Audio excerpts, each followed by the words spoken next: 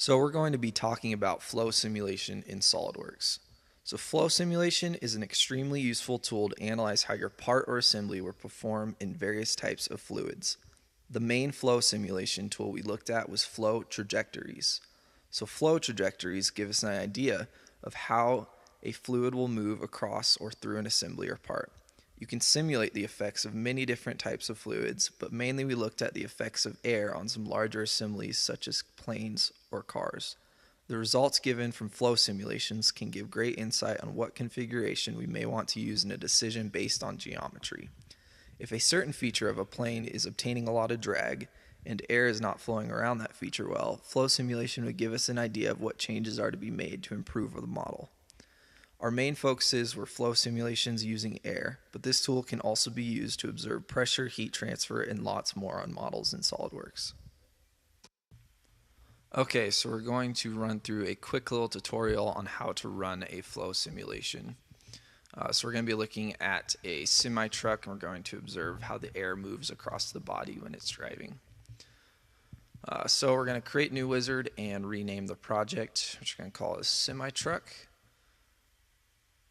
We're going to hit next, and now we can pick our units. We're going to be using SI for this. Here we can choose whether we want an internal or external flow. For this case, we're going to be using external. We're going to exclude all the cavities and basically pick the bodies that we want to be used in this analysis. So here we can add various liquids or fluids to this. We're going to just be looking at air. You can add multiple fluids to this. And we're just going to leave it in laminar and turbulent for this case.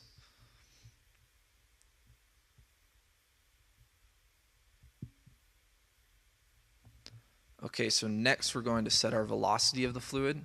We're going to be using the Z direction. Since that is normal to the surface of the front of the truck, we're going to use a -5 meters per second wind speed. Using a low velocity will help us see exactly how the air is moving across. We're going to up our resolution to 4 and hit finish. Okay, so now we can set our computational domain. We'll go back into our flow simulation analysis, and now we can drag our arrows to make that box just around the truck. We don't want to compute all that dead space around the truck. Okay, so once we have that finished, we can click the green check mark and we can go into flow trajectory. Okay, now we're going to choose all the surfaces on the truck that we want included in our analysis. The more surfaces and features you choose, the better and the more accurate your flow simulation will be in the end. So we're going to speed this up, run through, click on everything on the truck.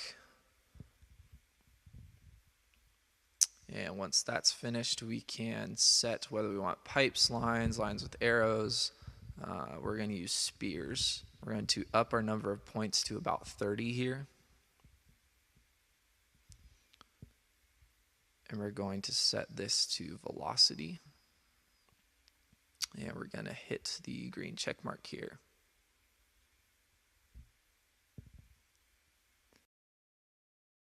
Now that that's set, we're going to hit run. It's going to open a new dialog box and run the analysis. Okay, now that the solver is finished, we can exit out of this window. And we're going to go back into our flow trajectories and go to show.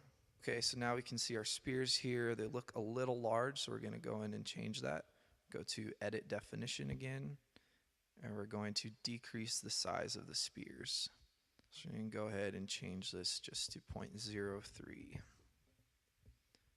Okay, so now we have our spears good. Now we can go ahead and play. And we can see how air will move across a semi-truck, and that just gives us some good insight of how this will perform. So here we have just a few more models of things we ran through flow simulation. Here we have the shark submarine. As you can see, the water flows across it quite well. It doesn't get hung up on anything, and so you could conclude that this is a good design.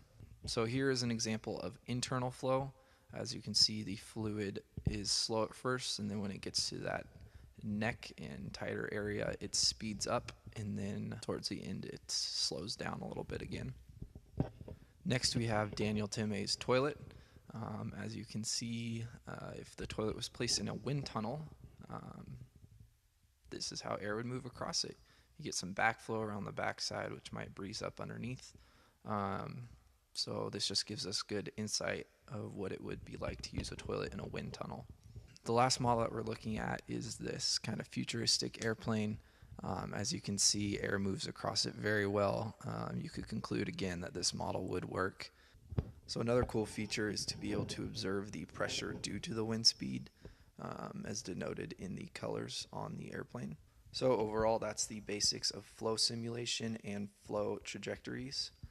I hope you learned something, and thanks for watching.